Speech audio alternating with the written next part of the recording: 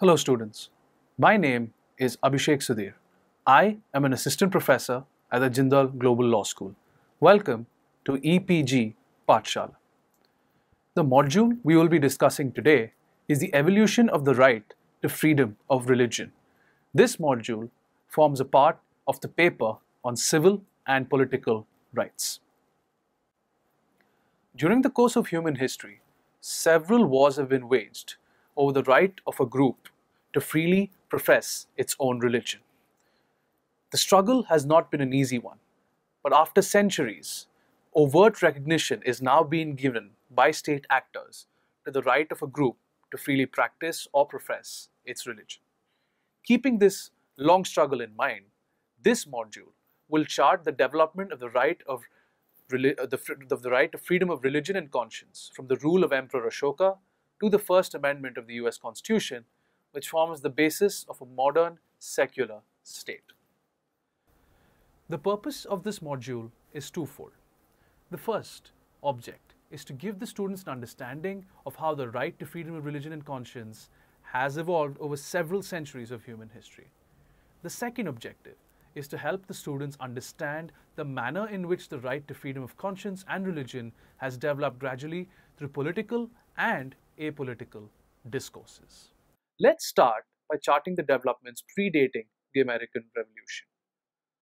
India's very own Emperor Ashoka was the first state actor to give the right to practice one's religion overt recognition. He had inscriptions carved on boulders and cave walls during his reign from 269 BC to 232 BC. These inscriptions came to be known as the Edicts of Ashoka, and it is in these inscriptions that one can find tangible evidence of Ashoka's efforts to promote religious tolerance. After watching the bloodshed at the Battle of Kalinga, as you might know, Emperor Ashoka converted to Buddhism and spent much of his life in propagation of the Buddhist faith. Ashoka, however, was not prejudiced towards any religion, despite being a Buddhist himself. He did not show any signs of intolerance towards non-Buddhists. The Edicts of Ashoka that I referred to a short while ago discuss the ideas of state morality and private or individual morality. Essentially, what Ashoka sought to do was to distinguish state morality from private morality. The former, state morality, according to Ashoka, was based on his administration and what he thought would be better for a more spiritual society, while the latter, private morality, he thought would be best for individuals to practice, with both of them inculcating Buddhist values of compassion, moderation, tolerance, and respect for all life. The duties of state were expanded to include in them the protection of all religions and an obligation to promote cordial relations between different religious groups. This process was institutionalized by setting up a Department of Religious Affairs. Think about it. What a revolutionary idea to have in such a predated ancient time. By setting up a Department of Religious Affairs, Ashoka ensured that this department would look after the affairs of various religious bodies, and also a department would encourage the practice of religion. One of the most important edicts of Ashoka was Edict number 12. This edict is worth reading out in full. Avoid the extolling of one's religion to the decrying of the religion of another, or speaking lightly of it without occasion or relevance. As proper occasions arise, persons of other religions should also be honored suitably. Acting in this manner, one certainly exalts one's own religionists and also helps persons of other religions. Acting in a contrary manner, one injures one's own religion and also does disservice to the religion of others. One who reverences one's own religion and disparages that of another from devotion to one's own religion and seeks to glorify it over all other religions does injure one's own religion. So look at this edict of Ashoka. What he's trying to tell his subjects is essentially avoid extolling one's own religion to the decrying of the religion of others. What he means by this, essentially, avoid extolling one's own religion to the decrying of the religion of others. What he means by this, essentially, is that you practice your faith. your faith is something that you should keep to yourself. He doesn't necessarily say that you should not propagate your own faith, but he's absolutely clear in his mind that you should not propagate your faith in a manner that results in the faith of another's being decried. So if you follow one religion, you should follow that religion. You should propagate the faith and the virtues of that religion. But please do not, at the same time, decry or criticize or bring down another religion. Ashoka seeks to enforce a moral sanction on those who do so. He says that one who glorifies his religion to the cost of another individual's religion injures his very own religion. You can also see that the edicts of Ashoka were spread out far and wide. In the Western world, now that's the edicts of Ashoka. In the Western world, it's the Edict of Torda that is celebrated as the first European declaration of expansive religious toleration. The first edict was issued by the then King of Hungary, John Sigismund Zapolya. The edict went as follows. In every place, the preachers shall preach and explain the gospel, each according to his understanding of it. And if the congregation like it, well. If not, no one shall compel them, for their souls would not be satisfied, but they shall be permitted to keep a preacher whose teaching they approve. Look at what Torda, the Edict of Torda, is trying to say. It says that in every place the preacher shall preach and explain the gospel, each according to his own understanding of it. What this essentially means is that there is no one clear understanding of the gospel, be it the Bhagavad Gita or the Bible. If the congregation like it, well, is what the edict says. What that essentially says is those who are listening to the preacher like it, then so be it. Well, that's good. If not, no one shall compel them, for their souls would not be satisfied, but they shall be permitted to keep a preacher whose teaching they approve. So essentially, what the Edict of Torda is trying to say is that each and every person has the right to a preacher of his or her choice. Each and every person has the choice to be a part of a congregation that he or she chooses to be a part of. However, if they do not wish to be a part of a certain congregation, nobody can compel them to be a part of that congregation. Therefore, the edict continues, none of the superintendents or others shall abuse the preachers. No one shall be reviled for his religion by anyone, according to the previous statutes, and it is not permitted that anyone should threaten anyone else by imprisonment or by removal from his post for his teaching. The edict, again, tries to emphasize how important it is that the preacher should not be abused.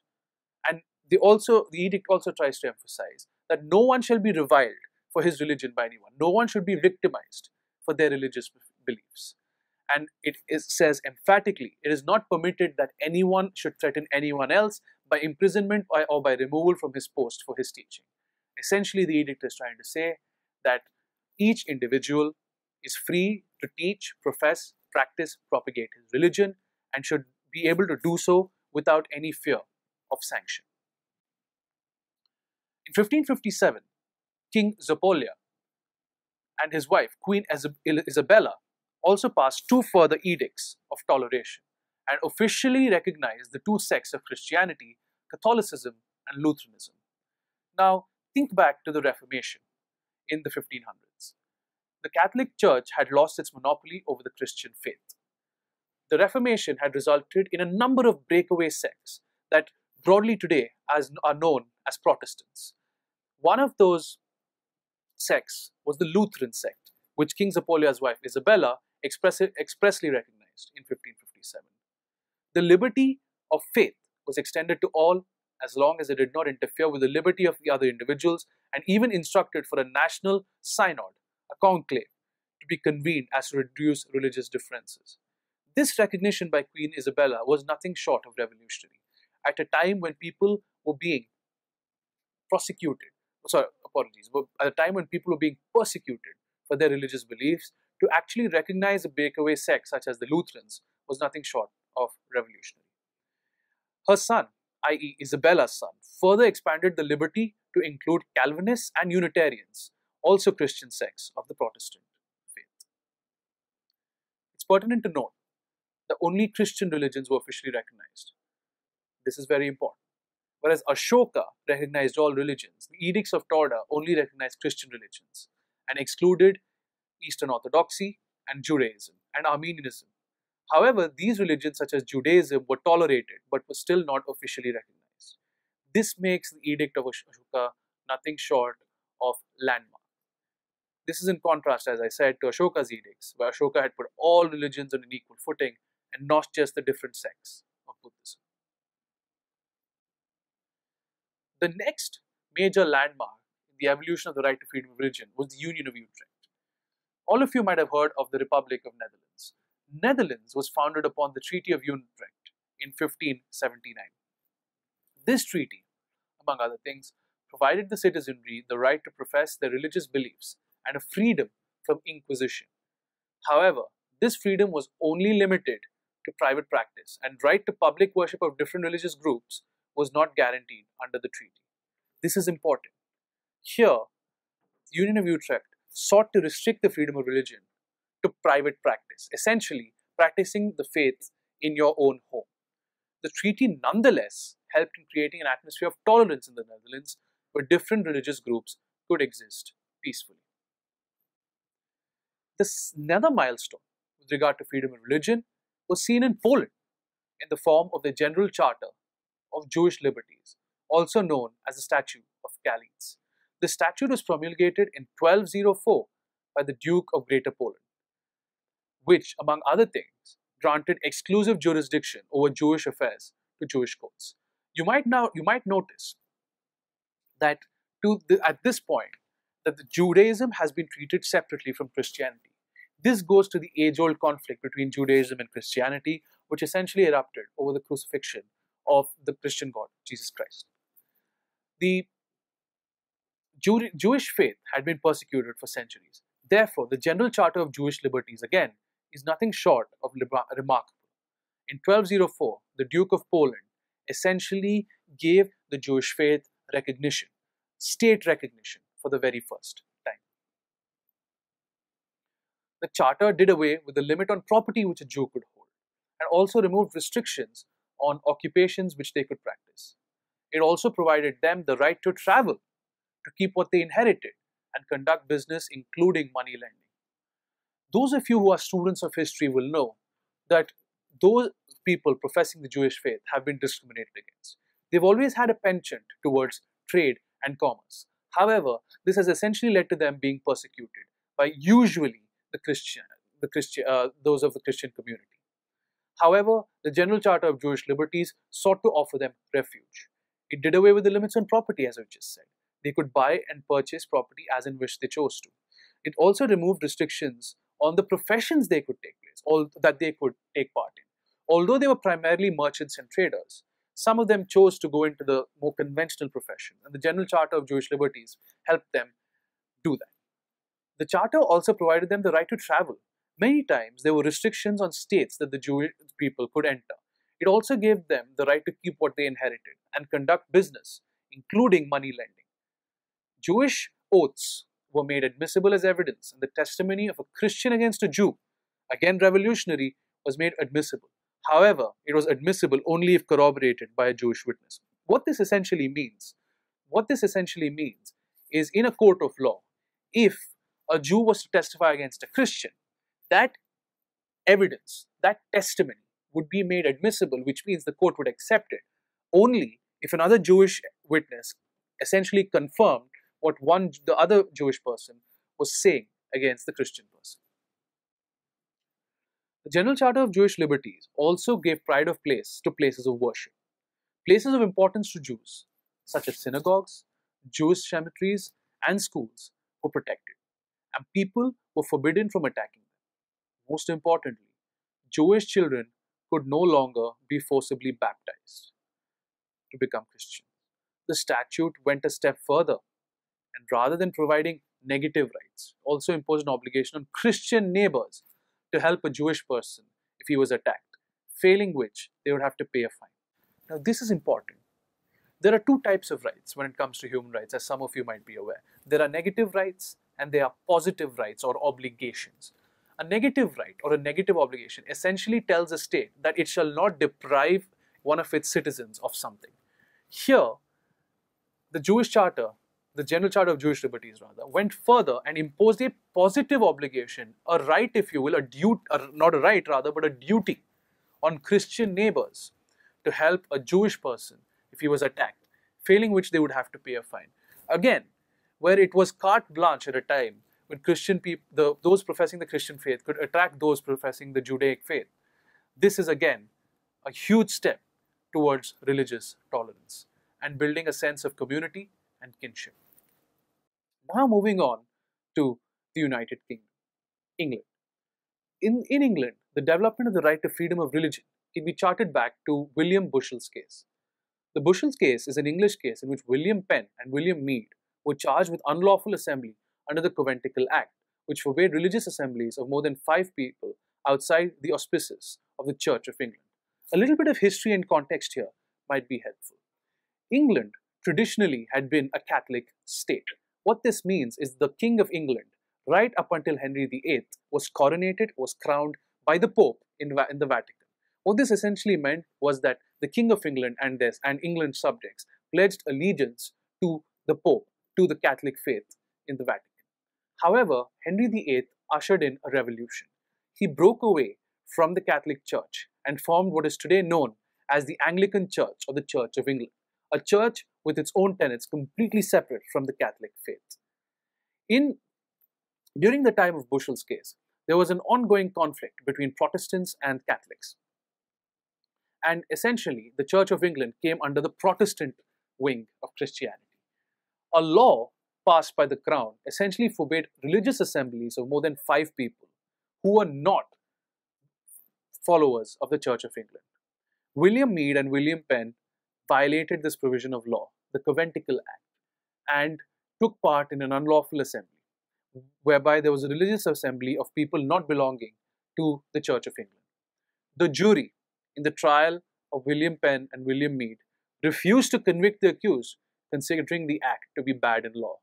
This case led to William Penn becoming an advocate of religious freedom, and again is considered a landmark case in the history of the freedom of religion. William Penn went on to write the great case of liberty of conscience and published it in 1670.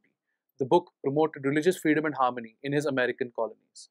He also promulgated a charter of privileges in his colonies which protected the religious profession of all people belonging to any religion. William Penn, as the name suggests, went on to found the state of Pennsylvania, initially, of course, a colony in America. And due to his religious convictions, his strong political views with regard to religious freedom, in order to attract settlers of his colony, he promised people religious freedom not limited to Quakers, his own religion, but to other religious minorities as well.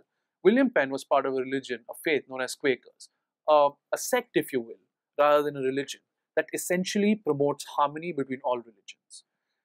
This was the first time that religious freedom was granted in an American colony, and therefore William Penn and Pennsylvania again go down in the annals of the history of the right to freedom of religion. The Maryland Toleration Act is the next landmark step in the evolution of the right to freedom of religion in the American colonies. The Maryland Toleration Act of 1649 extended the scope of religious freedom to Trinitarian Christians in Maryland to worship in public. A little bit of history about Maryland here might be useful. Maryland was named after Queen Mary, Bloody Mary as you might know her. Queen Mary was responsible for the slaughter of thousands of non-Catholics in the United Kingdom.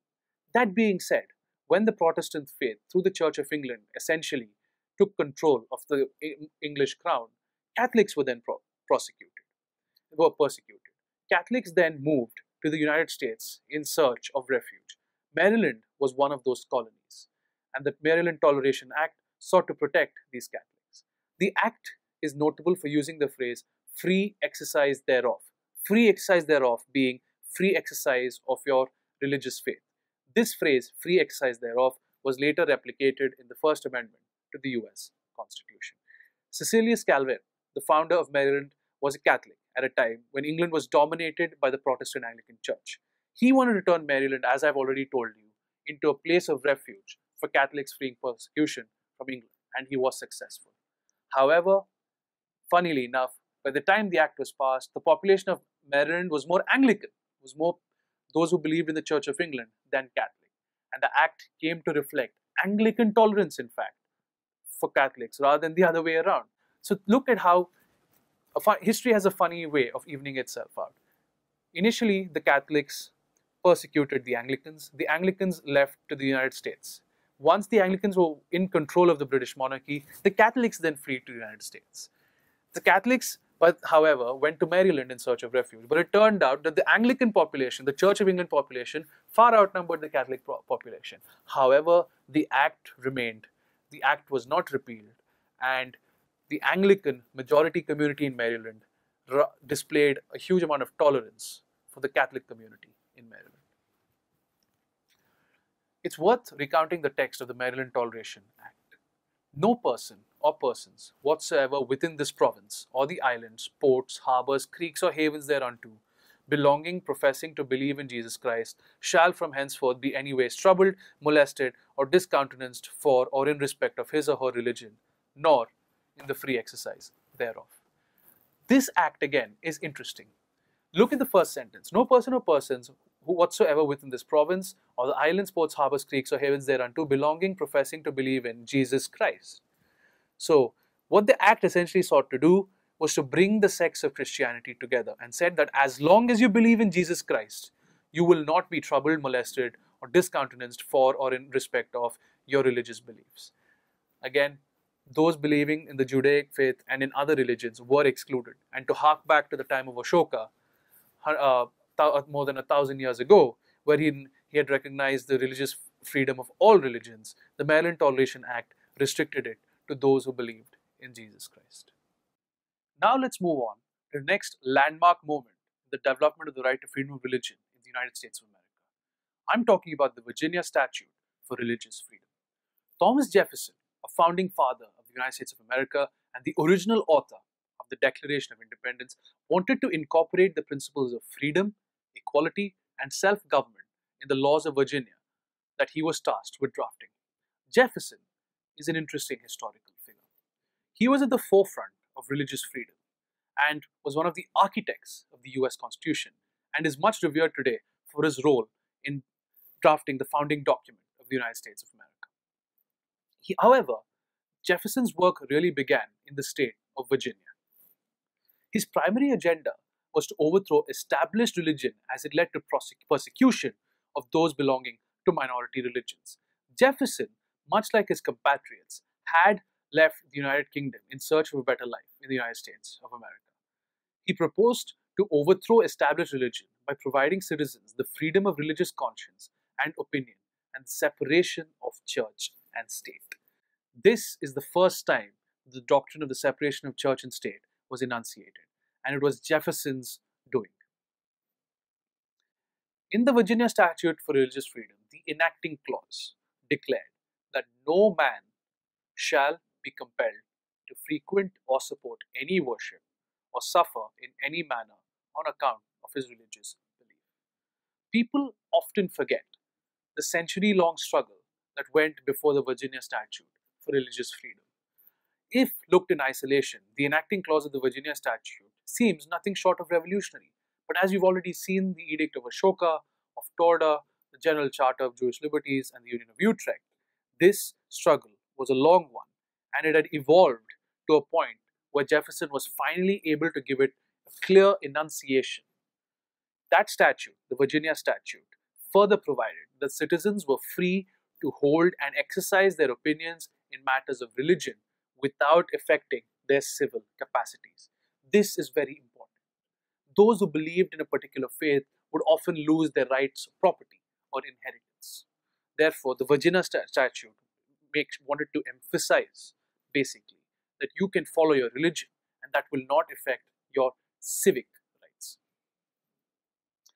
In the final paragraph of the Virginia Statute for Religious Freedom, Jefferson declared the act to be irrevocable. Any attempt to repeal or narrow the operation of the act to infringe would be an infringement of the natural rights of human beings. Again, this is a fascinating clause because Jefferson is trying to say that an act cannot be revoked. Those of you who are students of parliamentary procedure know that if a parliament or an elected legislature can pass an act, that very same legislature should be able to repeal or revoke that act. However, Jefferson felt that this statute on religious freedom was so important that it should be irrevocable. He went on to emphasize that any attempt to revoke this act or the provisions therein would be an infringement of the natural rights of human beings. Again, look at Jefferson according the right to freedom of religion the status of a natural right. Thus, the Virginia Statute guaranteed every individual's right to freedom of religion, thought, and conscience. The declaration in the Virginia Statute is worth quoting in full. No man shall be compelled to frequent or support any religious worship, place, or ministry whatsoever, nor shall be enforced, restrained, molested, or burdened in his body or goods, nor shall otherwise suffer on account of his religious opinions or belief, but that all men shall be free to profess and by argument to maintain their opinions in matters of religion.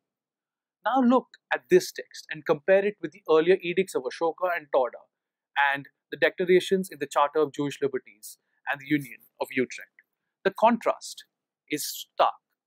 The first sentence of the declaration says, "No man shall be compelled to frequent or support any religious worship."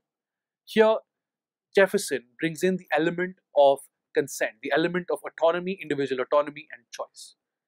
And he says, no person against his will shall be compelled to support any religious worship, place or ministry whatsoever. Jefferson goes on to say, nor shall any person be enforced, restrained, molested or burdened in his body or goods, nor shall otherwise suffer on account of his religious opinions or belief. Again, Jefferson emphasizes that you cannot be made a victim simply because you follow religion A or religion B. And here is where the Virginia Statute for Religious Freedom is completely different from the Edicts of Torda and the General Charter of Jewish Liberties and Union of Utrecht. What the statute says is that all men shall be free to profess and by argument to maintain their opinions in matters of religion. Maintain their opinions is key, and so the words profess and by argument. The reason here being that what the statute sought to do was to tell people, was to give people rather, the right to defend their religious beliefs, to in fact go as far as maybe even convert other people to their faith, and by argument. And therein lies the key. A civilized society, things should be debated, should be discussed, should be deliberated in a forum of principle, in a forum where it is the argument, where it is the pen that is mightier than the sword. And Jefferson sought to inculcate this in the Virginia Statute for Religious Freedom, saying that each man has the freedom to maintain his, or for that matter, any woman, her opinion in matters of religion. You're looking at a couple of pictures here. This is Jefferson's tombstone, crediting, among other things, him as the author of the Virginia Statute for Religious Freedom. Of course, Jefferson is far better known for his role in drafting the Constitution of the United States of America. The First Amendment, in fact, is considered revolutionary rather than the Constitution itself. The First Amendment to the American Constitution is the most significant legislative instrument with regard to the development of religious freedom in the modern world of nation states. If you've noticed, till now, we've been charting developments. We have been charting charters, we've been looking at acts, we've been looking at regulations and declarations passed by monarchs. Monarchs like Ashoka, like King Zapolya of Hungary, like the Duke of Poland in the General Charter of Jewish Liberties.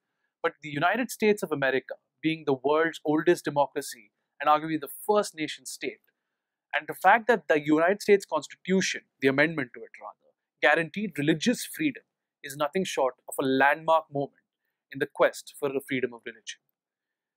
The First Amendment creates two religious rights. One is known as the Free Exercise Clause, and the second is in the form of the Establishment Clause. Now let's break down these two clauses. The Free Exercise Clause gives every citizen the right to hold whatever religious beliefs he or she chooses and to exercise that belief by attending religious services, praying in public or in private, or by propagating these religious views. Ergo, the name Free Exercise Clause. What this essentially means is, yes, you have a belief. You have the right to believe whatever you want, but that belief is sometimes considered worthless if you cannot exercise that belief, if you cannot propagate that belief. And the Free Exercise Clause essentially empowered citizens of the United States of America gave them the right to hold whatever religious beliefs that he or she chose to hold. Now coming to the Establishment Clause. The Establishment Clause erects a wall of separation between church and state. Now let me break this doctrine down for you once and for all. It's extremely crucial, extremely important that you understand this, because once you can get your head around the doctrine of separation of church and state, the rest of this paper and the module will become very straightforward to understand. What the First Amendment Clause, what the Establishment Clause of the First Amendment essentially is trying to say is that the state shall play no role in propagating, professing, promoting one religion. What the Free Exercise Clause does, it gives every citizen the right to do so. It gives every citizen the right to profess a particular religion, propagate a particular religious belief. But at the same time, it restricts state actors, it restricts the legislature, the executive, and the judiciary, essentially Parliament or Congress in the case of the United States, the Supreme Court, and Cabinet or the President in the case of the United States, and the Prime Minister and the President in the case of India, from propagating a particular religion, thereby erecting a wall of separation between church and state. In the United States, for example, there cannot be instruction in the Bible at a state-run or a government-run school. This is because if the state is running a particular school, if a state is funding a particular school, then to have people being instructed in about Christianity or Judaism or Hinduism or any religion for that matter, essentially amounts to the state propagating and promoting one particular religion. Therefore, the Establishment Clause, it is said, creates a wall of separation between church and state by prohibiting the legislature from passing laws that will establish an official religion or preferring one religion over another. What this essentially means is that there is no state religion, as opposed to, let us say, India's neighbors, Pakistan, where Islam is the state religion, or a state such as Ireland, where Catholicism is like the state religion. Therefore, the wall of separation between church and state prohibits the legislature from passing laws that will establish an official religion or preferring one religion over another. You are looking now at the text of the First Amendment of the US Constitution. So students, let us recap everything we've done in this module. We have demonstrated the historical development of the right to freedom of religion. We started with the Edicts of Ashoka. We showed how Ashoka was liberal in thought and spirit, how Ashoka guaranteed religious freedom and religious protection to all religions. We then went on to the Edicts of Torda. We looked at how the declaration by King Zapolia and the subsequent declarations by Isabella recognizing the different sects of the Christian faith was also a revolutionary move at a time when the Christian faith was driven by strife. We then looked at the Union of Utrecht, which set up the Republic of the Netherlands, and how it also sought to promote religious freedom. We then went on to look at the General Charter of Jewish Liberties, which gave people of the Judaic faith certain rights that they had been denied for centuries before. We then went on to the developments in the United Kingdom with Bushel's case and showed how the jury found the Conventicle Act prohibiting the unlawful assembly of people not belonging to the Church of England to be bad in law and acquitting William Penn and William Mead. We also looked at how Penn then moved to the United States, set up his colony of Pennsylvania, and promoted religious freedom in his colony. We also looked at the Maryland Act, the Maryland Toleration Act, which sought to promote religious toleration between the Anglican faith, Church of England, and the Catholic faith. We then looked at the First Amendment to the US Constitution and the role played by Thomas Jefferson and how he drew his inspiration for the First Amendment to the Constitution from the Virginia Act for Religious Freedom. This module has sought to demonstrate how the struggle to establish a wall of separation between religion and state has been an age-old one. That struggle is by no means over, but significant progress has been made, and one can safely say that now in a majority of the countries of the world, there is a move to establish a wall of separation between religion and state.